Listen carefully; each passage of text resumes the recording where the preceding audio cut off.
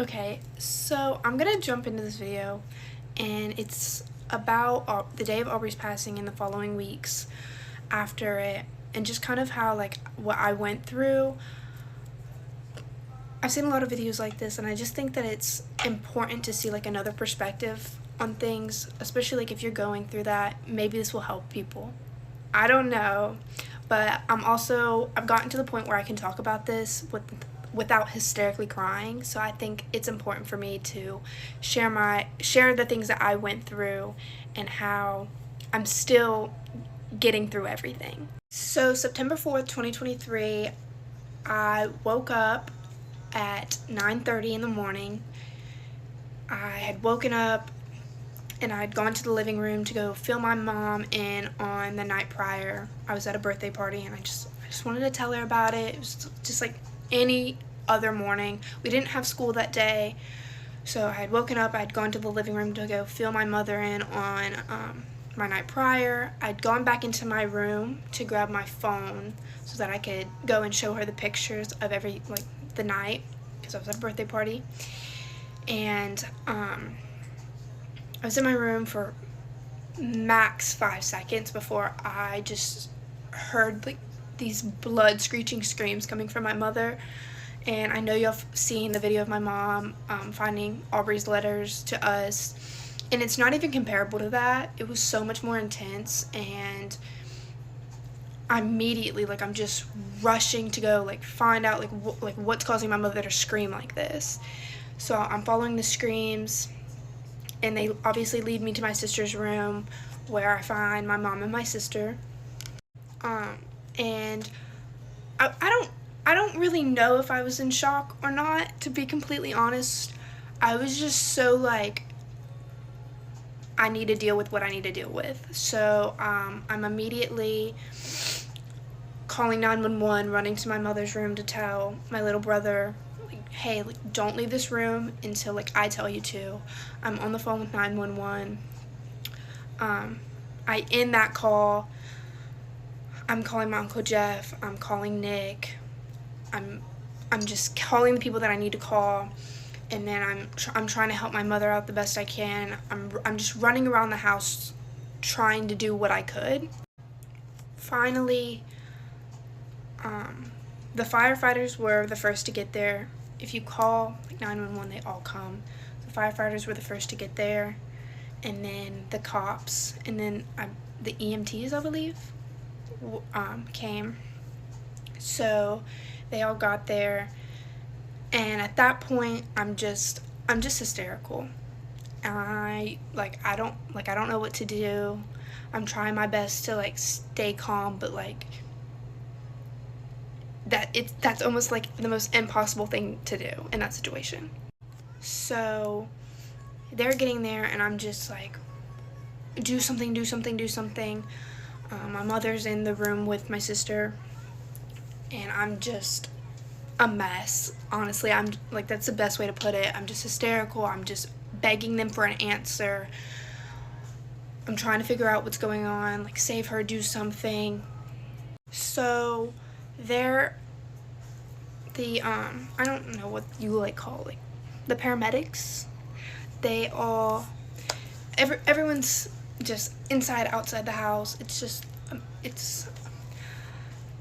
it's crazy. And Nick had finally arrived, and I mean, I just broke down. Like, as soon as he got there, I'm just like, I really did try to hold myself together, and then the minute he got there, I'm just immediately a hot mess. I'm just bawling my eyes out. And at that point, we knew Aubrey had passed. So at that point, it was just, it all happened, like, time went by so fast for me.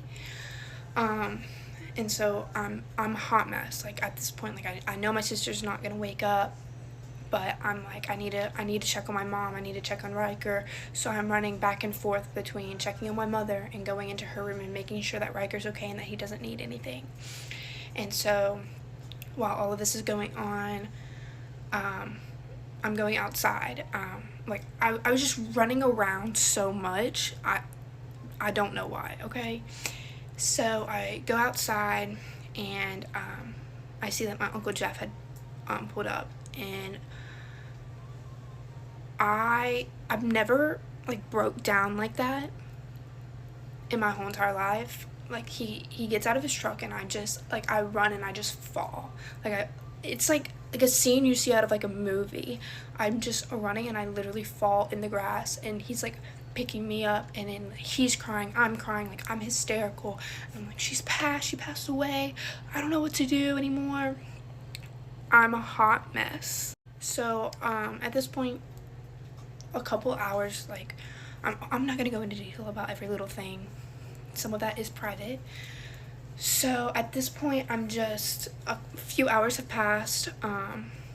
We're all in the house, and we're just like kind of just trying to figure out how we're gonna tell Riker, because he still doesn't know anything that's going on. He hasn't even left my mother's room yet, and I'm gonna leave that up to like my mother to talk about.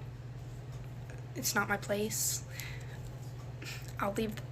When she comes back, she can talk about it. That's just an emotional roller coaster itself. So, like the weeks following Aubrey's passing, I didn't go to school for 2 weeks. I was with my mom. Went to my mom to like all of like the things for her funeral, like and all of that. Helped her plan everything, and it was a beautiful ceremony.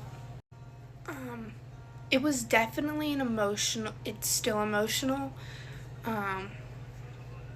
but it's not something easy to go through. I went through for the longest time, I couldn't open up doors. Like, I don't know if and I have a therapist, okay? He says it's normal.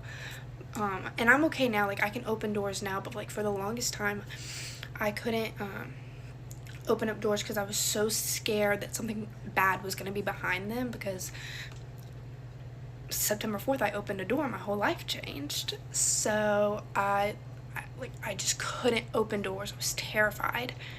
And there was a lot of crying.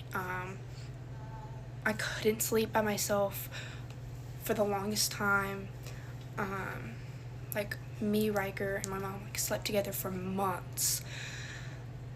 And I have this amazing story, and obviously I've grown up Christian my whole life, always going to church and stuff like that. But when Aubrey passed away, I went through a lot, and I just was like, what if it's not true? What if? And people can tell you all day long, you can't think about the what ifs, but be put in any position like that, and you just can't, okay? You can't not think about the what ifs. So I'm really going through it, just thinking about everything, what if heaven and hell aren't real, what if, because at the time the only thing that was keeping me sane was, I'm gonna see her again one day when it's my time, I'm gonna pass and I will see my sister again one day. And so I just was going through it, and I always say my prayers at night, and I lay my head down, and I just it was the craziest thing ever. It was a man's voice, and I never heard it before, ever, and it's just opened the book, and I just took it as that was Jesus telling me to go read the Bible, and I have been, and I'm definitely, I didn't mean to cut it off, but I'm definitely healing. It's not a fast process, it's definitely slow, and grieving is a crazy thing. I will literally just be in my bed and just start crying, because the reality kicks in of, my sister's never gonna be here again. But you just have to take every day one day at a time, and I've had the best group of people to help me get through all of this. But yeah.